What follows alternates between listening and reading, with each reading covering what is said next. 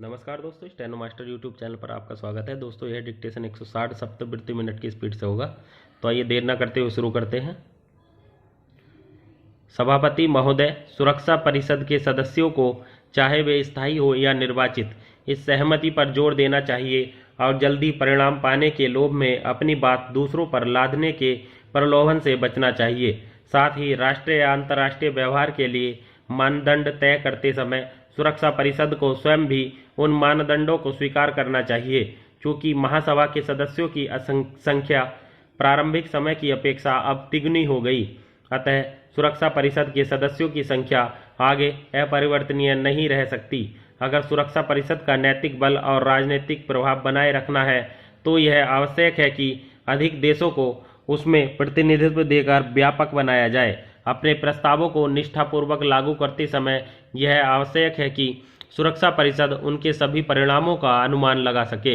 हो सकता है कि कुछ परिणाम अभीष्ट न हो।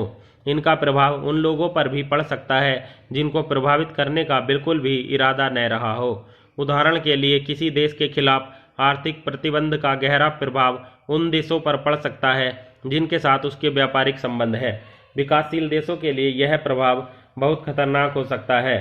सुरक्षा परिषद के निर्णयों का पालन हो और उन्हें समर्थन मिले, इसके लिए यह आवश्यक है कि परिषद अपने प्रस्तावों के क्रियान्वयन के परिणाम स्वरूप किसी तीसरे देश में पैदा होने वाली समस्याओं से निपटने के लिए शीघ्र और समानांतर कार्रवाई करे। इसके अलावा आर्थिक प्रतिबंध लगाने का मुख्य उद्देश्य पूरा होते ही परिषद को चाहिए कि वह उस देश में जन सामान्य के कष्टों को कम करने के लिए समय रहते निर्णायक कदम उठाए। अध्यक्ष महोदय, मेरे मन में मानव अधिकारों की रक्षा करने वालों के प्रति गहरा सम्मान है। महोदय, मेरा देश एक ऐसा देश है जिसका 5000 वर्षों से भी अधिक पुराना इतिहास है, जिसकी ख्याति अनाक्रमण और दूसरे की भूमि न हड़पने के लिए रही है, जिसके पास अशोक जैसे शक्तिशाली सम्राट थे, अहिंसा का पुजारी बन जाने का उज्जवल उदाहरण है, एक दूसरे शक्तिशाली साम्राज्य के उत्तराधिकारी के बुद्ध बन जाने का भव्य उदाहरण है, और जहाँ की समसामयिक राजनीतिक व्यवस्था मानवाधिकारों और स्वाधीनता की सर्वोत्कृष्ट परंपराओं पर आधारित है।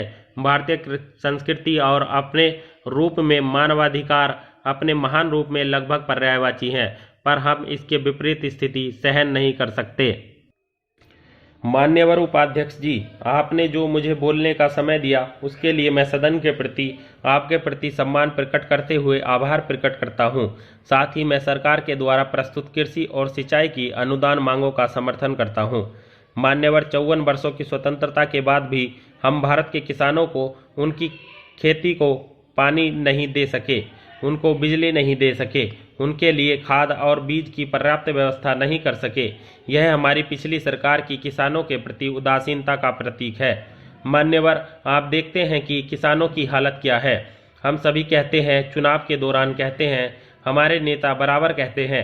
स्वतंत्रता के पहले हमारे देश के राष्ट्रपिता महात्मा गांधी जी भी कहा करते थे कि भारत किसानों का देश है। भारत में 80% किसान बसते हैं। किसानों की खुशहाली देश की खुशहाली का प्रतीक है। लेकिन 54 वर्षों की स्वतंत्रता के बाद भी पिछली सरकार की गलत नीतियों के कारण हम किसानों के घरों को खुशहाल नहीं बना सके, उनके बच्चों की शिक्षा की उचित व्यवस्था नहीं कर सके, उनके गांव में बिजली नहीं दे सके, उनके गांव को सड़क से जोड़ने का काम नहीं कर सके और न ही उनके गांवों में पेयजल की आपूर्ति कर सके। मान्यवर, उनके चेहरे को देखकर आप अंदाजा लगा सकते हैं कि कभी भी उनके चेहरे पर खुशी नहीं झलकती। वे बराबर उदासीन रहते हैं, चिंतित रहते हैं, परेशान रहते हैं। उनको रोज की चीज़ें भी हम 54 वर्षों में नहीं दे पाए। जहां तक नई सरकार का प्रश्न है, पहली बार गांव पर कृषि पर राष्ट्रीय आमदनी का 49% रुपये खर्च करने की घोषणा की गई। सरकार की घोषणा सराहनीय है और 54 वर्षों के बाद पहली बार सरकार ने किसानों के हित में काम करने का संकल्प लिया है, बीड़ा उठाया है और किसानों की ओर ध्यान दिया है। इससे पहले कभी किसानों के प्रति पिछली सरकार ने इस तरह के कार्यक्रम की घोषणा नहीं की। मान्यवर, हम जानते हैं कि आज भी हमारे देश की हालत विश्व के अन्य कृषि प्रधान देशों की तुलना में सबसे नीचे है। आज भी हमारे देश की प्रति एकड़ पैदावार विश्व के सब देशों से कम है।